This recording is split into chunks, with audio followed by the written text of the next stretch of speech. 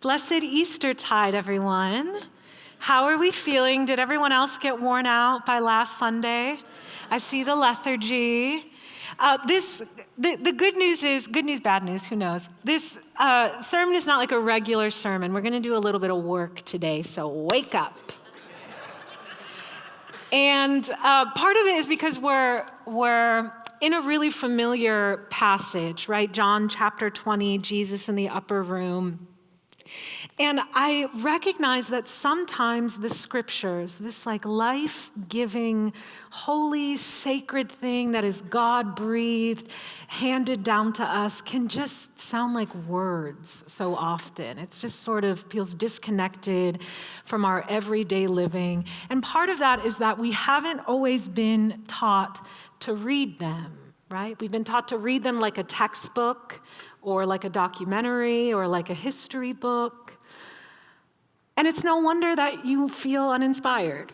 It's like if someone handed you sheet music and said, you're gonna love this thing called music. All you gotta do is stare at this paper really hard and kind of measure the distance between the notes, and you're really gonna love it. And meanwhile, you're listening to people talk about how music has changed their life and it's so inspiring, and you're wondering why you're feeling insane.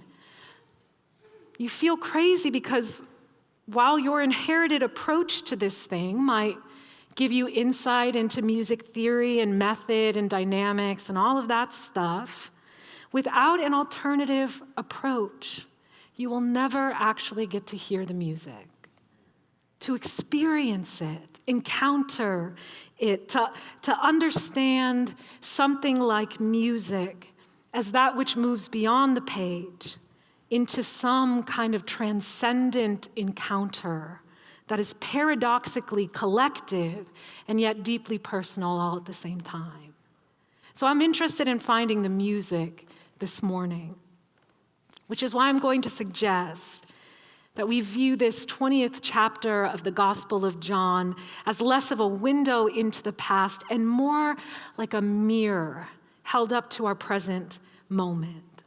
See, I'm convinced that what Thomas suffers from as he returns to his friends after they've experienced an encounter with the risen Christ is not doubt, as our tradition has so often taught us, but rather what Thomas suffers from in this story is a profound inability to read the room.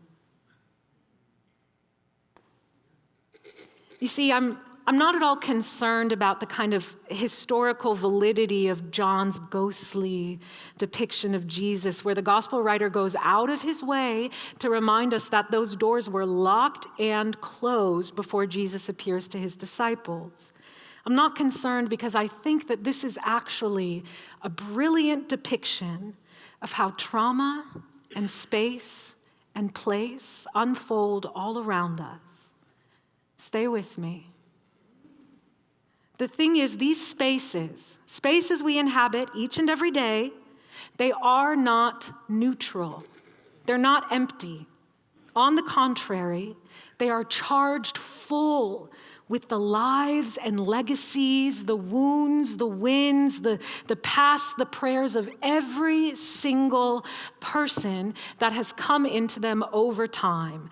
One theorist says it like this: objects in the world, they only have meaning up against a background, which means we do not exist apart from a background, from histories and contexts that have shaped us. Histories and contexts, might I add, that we didn't need to be present for in order for them to inform who we are and how we choose to move in this world.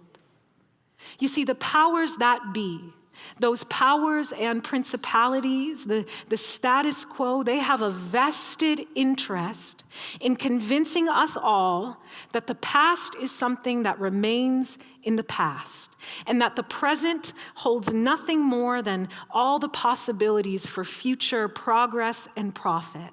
White supremacist capitalism is literally built off of this lie.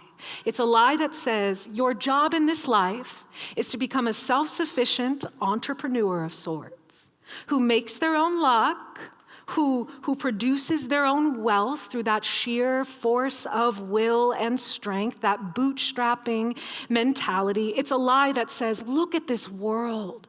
Look at all of these wide open spaces. Those things, this lie tells us, are yours for the taking. That you have a God-given right to go into any space or place and assert your dominance. I mean, this is white Christian America's theological origin story, right? Ships of Europeans arriving to the quote-unquote new world with their religion and their cultural practices in tow, ready to imprint all of their dreams onto what they saw as a blank canvas, free from the oppression and cruelty of the king. You see, it hadn't ever occurred to them that this place we call America, this place that symbolized for them opportunity and promise, already had its own opportunities and promises long before they got there. Right? Already had language and life and spirit. Already had places of worship and play, communities of healers and teachers. They already had art, music, all of those creaturely comforts that make life worth living. Blessed are those who have not seen and yet choose to believe. To move through life assuming the spaces we inhabit are empty or neutral is to participate in something called the violence of erasure, of acting in accordance with the status quo in order to suppress or eliminate any body, idea, or thing that cannot be captured through the lens of my own personal experience. It's to be tangled up in one's own need for survival, one's own need to practice agency, one's own need to heal from the wounds of the oppressor, that we miss the irony that in our desperate grasp for survival, we end up reenacting the very same violence we claim to resist, wounding, silencing, and erasing others along the way. Imagine this. You and your closest people have been on the run for months, on the run from state-sanctioned persecution. You've encountered disappointment after disappointment. The world around you, you've discovered, is not built for you. It will not love you. It wishes you completely erased. You've been demoralized, degraded, disrespected. Your friends are the only people who seem to know your struggle, and yet you just had to witness one of them, your teacher and your mentor, no less, violently and publicly executed by the government. You're tired of being tired. And now that the only person you felt safe enough to follow is gone, you find yourself shut up in a locked room with the only people you trust, praying you might find within you the strength to keep continuing to survive this mess one more day. And it's at this precise moment that your breakthrough comes, changing just about everything in one fell swoop. You see, you knew it wasn't right. You knew you should have known better, but you were starting to believe the lies of the empire. You were starting to wonder if suffering and strife were maybe just your lot in life. If God created you specifically to take on the hard stuff. But just then, you hear the words, "Peace be with you." And before you comes the very teacher you were just grieving, alive and well, here to show you the marks of what had happened, to remind you of what you already know to be true. You breathe deeply for the first time in what feels like forever, and the ground beneath you shifts. You receive the Holy Spirit. You don't know what comes next, but you do know that whatever it is, it's going to be all right. And suddenly, that gospel promise that once felt like some intellectual exercise in hope is now an undeniably lived and real personal experience. And this teacher leaves you with a few words on forgiveness, and you get the sense that just because you could not see the resurrection did not mean it was not there. Oh, and you just exhale with such praise, and you feel like you finally have a song to sing. And now in walks Thomas, and you tell him the whole story. I mean, you tell him what it means, what it makes possible, how it has changed absolutely everything. The ground has shifted, Thomas, you say. You're singing and you're worshiping, you're falling on the floor, you're telling the story in 10 different ways just to get the truth across. You're so excited. And Thomas looks at you with this expression that you just can't quite make sense of given the circumstances. And he says something to you like, I mean, it doesn't really sound right to me. I guess I'm not really convinced, right? I don't know, right? Thomas is the guy in the story who is like, you're having that really productive meeting, the energy's in the room. You're like, we're going to do it. We're going to solve all the world's social problems. Thomas is the guy who comes in and is like, I hear what everyone's saying, very fair. What if before we validate this as true, we put together some kind of working group or like a task force or something like that, where we can really unpack the crucifixion and we can all then compare notes over time, and maybe in a year or two we can have a forum where we talk about our ideas of resurrection, and then maybe after some like good and healthy debate we can think about making these sort of bold conclusions you all are spouting, right? Something fundamentally shifts. Something fundamentally shifts when the spaces we inhabit are met by those who have not learned the ability to read the room, who have not learned the ability to read the room before making conclusions about it, and nobody wins. Thomas assumes that apart from himself and the other disciples that he can see, that this room they inhabit is empty. He thinks it's neutral. He thinks it's void of any trace of resurrecting truth, that if he has not personally observed it or encountered it, it cannot be true. And now let me be clear, lest I imply that Thomas is the villain of our story. Thomas is not the villain of our story. Thomas is our story. The villain in our story is the system and legacy of brutal and unchecked colonial violence. Violence that forces us to move in ways that prioritize our own personal survival over any hope for collective liberation. See, Thomas reminds us of the absolute frailty of the human condition, that we who experience trauma and terror, we have trouble walking in rooms and considering anything other than our own safety and comfort and security and prioritizing them no matter the cost. But here's the thing, right? We're not like God's little wind-up toys in this life, just kind of destined to repeat the same violent and sad cycles of trauma again and again. We are God's people who have been told since the very beginning that buried deep within us is the very power of God, that the same power that raises the dead, that springs forth new life, that makes a way where there is no way, is the power of our very breath. And so Jesus does not leave Thomas to his own devices and refuses to allow the holy air to be sucked out of the room by one who does not yet have eyes to read it. A week later, his disciples were at the house, the scriptures say.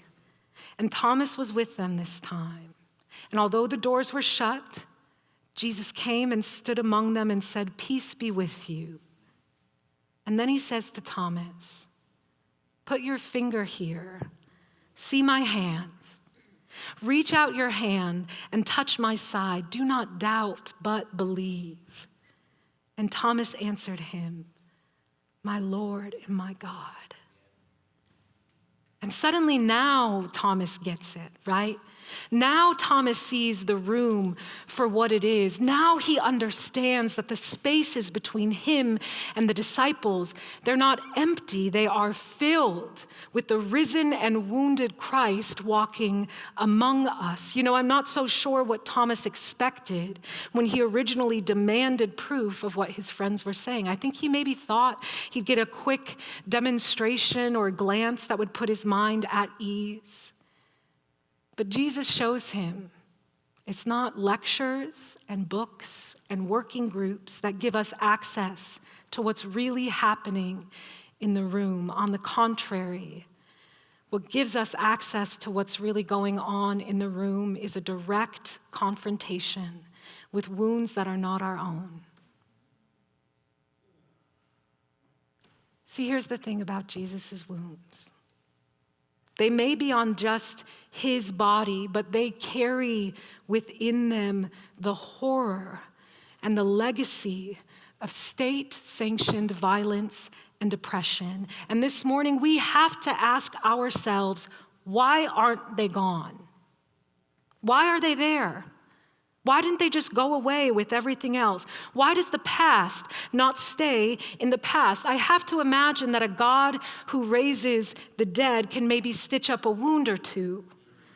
So why is this the encounter that wakes Thomas back up to what he should have already known to be true? And this is how I know that the Gospel of John, chapter 20, verses 19 through 31 is indeed good news for us this morning.